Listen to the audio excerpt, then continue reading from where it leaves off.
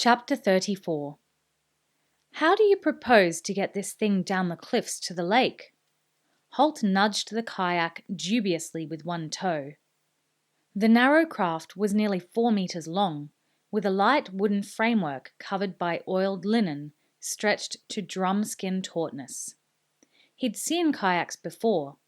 As Alice had said, she had one herself at Castle Redmont, and this one looked similar, so far as he could remember.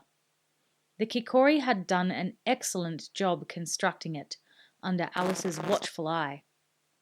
"Iko solved that problem for us," Evelyn replied. "The Kikori will lower it down by rope, doing it a stage at a time." They were standing in a half circle around the newly completed boat. Evelyn and Alice wore an air of excitement and proprietorial pride. Will and Horace looked extremely doubtful about the whole project. Holt, who had known about it for some time, was more or less resigned to it. But he wasn't enthusiastic. "That's going to take a bit of handling," he said. But Alice put up a hand to stop him saying any more and knelt beside the kayak. "Aha! That's the beauty of this design. Watch," she said. She worked 2 wooden retaining pins out of their sockets and removed one of the 4 bulkhead sections that created the cross-section profile of the kayak. The ribs that ran the length of the boat collapsed inwards slightly, and the oilskin covering lost some of its tension. She repeated the action with the other 3 formers, and within minutes, the kayak was nothing more than a bundle of light ribs, frames, and oilskin. She rapidly gathered them together, then used the oilskin to wrap the ribs into a tight bundle. She stood back from the result, a narrow bundle of long, light wooden stakes. "There," she announced. "We simply collapse it so that it's a much more manageable bundle. Tie a rope round one end and we lower it down the cliffs, hanging vertically." Will stepped forward and eyed the narrow bundle critically. When it was assembled, it had looked like a boat, but now the frailty of the design was far more evident. It was nothing more than sticks and cloth. "Will it float?" he asked doubtfully, and Alice smiled at him. She knew the reason behind his lack of enthusiasm, and she couldn't help being a little pleased by it. By the same token, she wasn't going to allow it to go too far. Will might worry about her, and she knew he loved her, but that didn't mean he owned her or could dictate what she might or might not do. "Of course it will float," she told him, "and if it doesn't, we'll just have to come back up the cliffs." "Well, I don't like it," Will said. Horace echoed the sentiment. "Neither do I." "Your dislike for the project will be duly noted," Evelyn told them coolly. "And ignored," Alice added. The 2 girls exchanged a quick smile. Will opened his mouth to speak further, but Selathan stepped in to prevent any unfortunate statements. "Personally, I think it's a good plan," he said smoothly. "What's more, I'll sleep soundly through the winter, knowing that there is the prospect of a relieving force arriving in the spring." In Arida, the women of the desert tribes lived in a hostile environment and took their share of the dangerous tasks. They often ranged far into the desert, hunting for food and fighting off the predators that attacked their herd animals. He knew these 2 girls and was confident they had the ability and the courage to carry out the mission they had taken on. And his comment about feeling a sense of comfort at the prospect of a relieving force was the truth. Selathan, like the others, knew that they could not simply occupy this defensive position indefinitely once the snows melted. Arasaka would eventually be victorious by dint of his overwhelming numbers. "Yeah, well, maybe," Horace said. He was a little surprised that Selathan was supporting the girls. Will looked at Holt. "What do you think about this, Holt? Are you really going to let them go?" At the words "let them," both girls bristled with indignation. But Holt held up a hand, and they held their peace for the moment. "I can't say I'm happy about it," he began, and Will nodded knowingly, glad to see that his mentor was in agreement with him and Horace.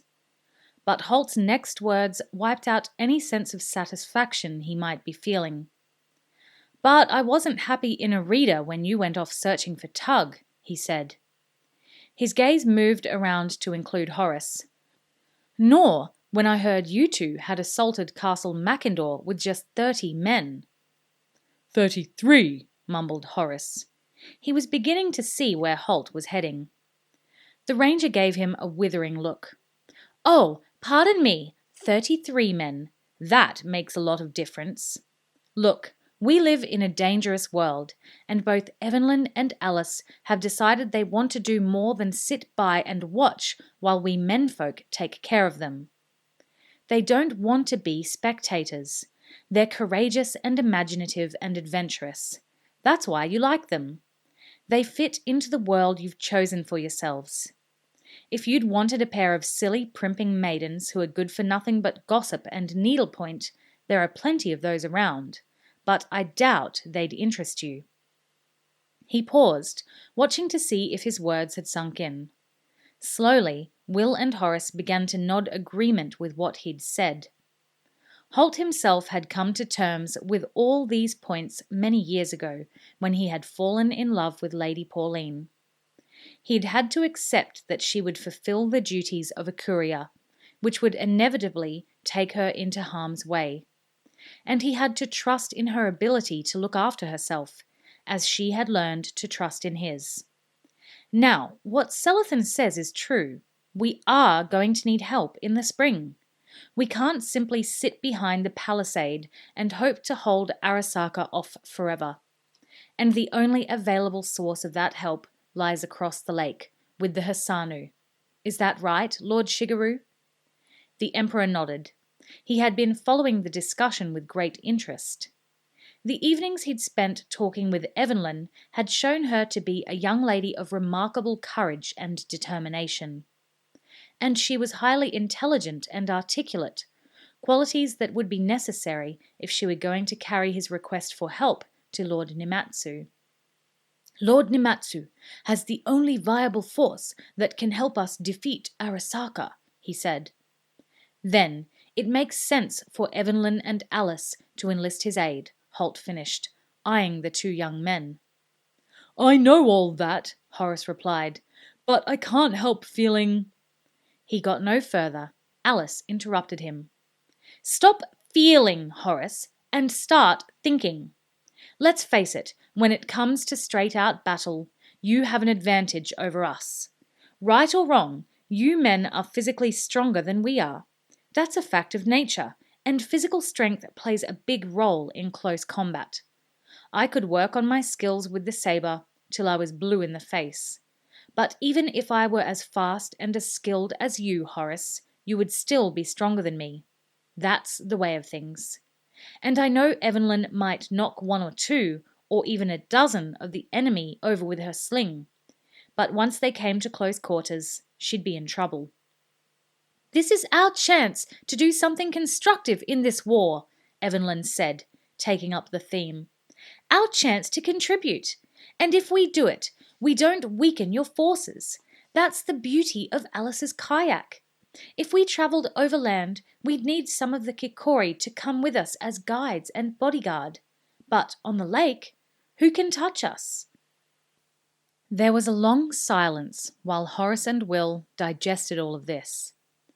In their hearts, they knew that Holt and the girls were right.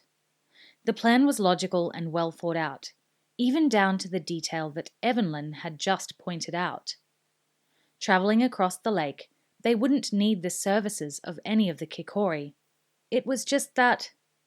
"I'll worry about you," Will said, looking into Alice's eyes.